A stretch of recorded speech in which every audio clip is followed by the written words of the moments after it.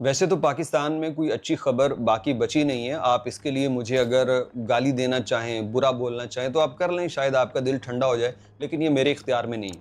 اگر ہوتا تو میں شاید کوئی اچھی خبریں لے آتا، لیکن ان خبروں کو سنانے کا مقصد مایوسی بھی نہیں ہے، بلکہ سوال کرنا ہے اپنی حکومت سے اور خود اپنے آپ سے بھی، اپنے معاشرے سے بھی، کہ ہم جس طرف ہم جا رہے ہیں وہاں کس کے لیے خیر ہوگی اور ہم کب اپنی مورل ویلیوز یا اپنے کردار کو پہچانیں گے.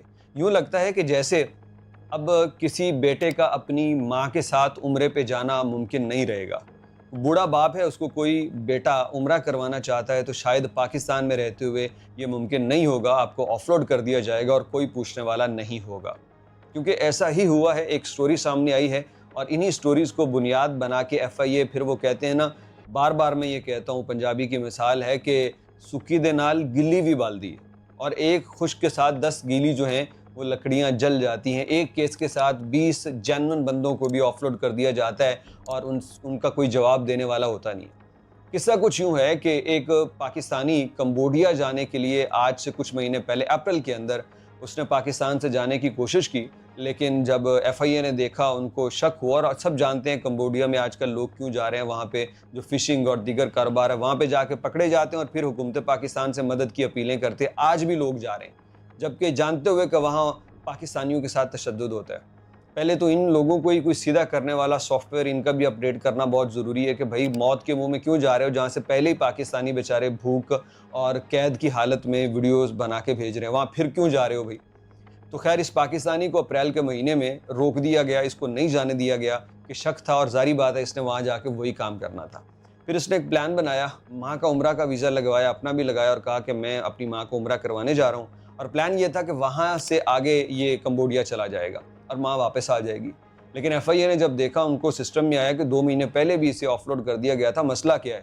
تو جب چیک کیا گیا تو پتہ چلا کہ اس کے موبائل فون کی فرانزک کی گئی، فوری طور پہ جو چیکنگ ان کی ہوتی ہے سسٹم، وہ کرنے کے بعد پتہ چلا کہ ایک ایجنٹ سے رابطے میں ہے اور اس نے دراصل کمبوڈیا جانا، اور کمبوڈیا میں آلریڈی اس کا وہی نیٹ ورک کے اندر نوکری کرنے کا پلان ہے جو لوگوں کو پکڑ لیتا ہے، ان کو اپنے قبضے میں رکھتا ہے اور پھر پیسے کی ڈیمانڈ کرتا ہے. اب ایف آئی اے کو پتہ چل گیا کہ یہ کلیئر ہے، تو انہوں نے اس کو پکڑ کے ہیومن سمگلنگ کا جو ادارہ ہے وہاں بھیج دیا اور وہاں اس کے خلاف کارروائی ہوگی. ماں کو بھی شاید آف لوڈ کر دیا یا نہیں جانے دیا گیا. لیکن سٹوری کیا ہے؟ سٹوری یہ ہے کہ اس بندے نے تو جو کیا وہ لوگ کرتے رہتے ہیں، اس کو اب آپ سزا دیں گے یا نہیں دیں گے ہمیں نہیں پتا. لیکن جب پہلے اپریل کے مہینے میں یہ بندہ آیا تھا اور آپ کو پتا تھا کہ یہ وہاں پہ یہ کام کرنے جا رہا ہے، تو ایف آئی اے کو اتنا تو پتا ہوگا کہ یہ اکیلا یہ کام نہیں کر رہا، اکیلا بندہ کہیں جا کے کام نہیں کر سکتا. یہاں بھی کانٹیکٹ ہوتے ہیں، کمبوڈیا میں بھی کانٹیکٹ ہوتے ہیں. اس اپریل کے مہینے میں اس سے کیوں نہیں آپ نے اس کو تفتیش کر کے پوچھا کہ تمہارا ایجنٹ کون ہے؟ اس ایجنٹ تک ایف آئی اے کیوں نہیں پہنچی؟ یہ سوال نہیں بنتا.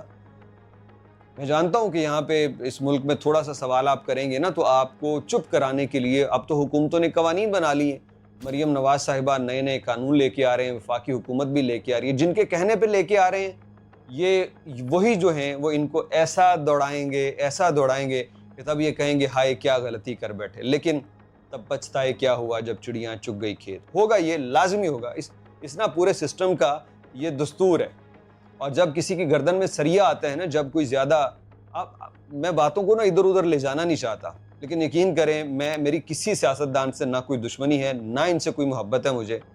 میں کسی اور نظریے سے ان سب کو دیکھتا ہوں. بڑے ماتڑ سے بڑے قابل ترس لوگ ہیں یہ وزرائے اعظم بن کے بھی اتنے قابل ترس ہوتے ہیں کہ میں ان سے زیادہ بہتر زندگی گزارتا ہوں کہ کس طرح عوام کے سامنے ہوتے ہیں اور کس طرح اپنے بڑوں کے سامنے ہوتے ہیں. خیر، اب ان کی بات کیا کرنی، یہ قوانین بنا رہے ہیں. بات تھی سوال کرنے کی، لیکن سوال ہم پھر بھی کریں گے، ہمارے مستقبل کا سوال ہے. اپریل میں ایف آئی اے نے کیوں اس کے نیٹ ورک تک پہنچنے کی کوشش نہیں کی؟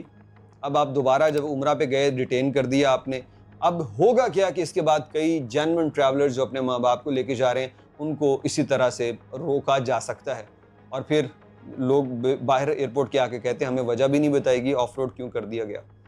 تو بھیا اچھی بات ہے کہ آپ کام کر رہے ہیں، لیکن جس طرح سے کام کرنا چاہیے ایف آئی اے سے کہتا ہوں اس طرح کیجئے. ایک بندے پہ شک ہو جائے تو اس کو آف لوڈ کر دینا کیا یہ کافی ہے؟ اس پہ تحقیق کریں، اس کا کھرا نکالیں، اس کے جو پیچھے لوگ ہیں ان کو جا کے پکڑیں تاکہ یہ سمگلنگ کا سلسلہ بند ہو. آپ میری رائے سے اتفاق کرتے ہیں یا پھر آپ سمجھتے ہیں کہ ایف آئی اے نے درست کیا کہ صرف اس کو آف لوڈ کر کے گھر بھیج دیا؟ آپ کمنٹ سیکشن میں اپنی رائے ضرور دیجیے گا.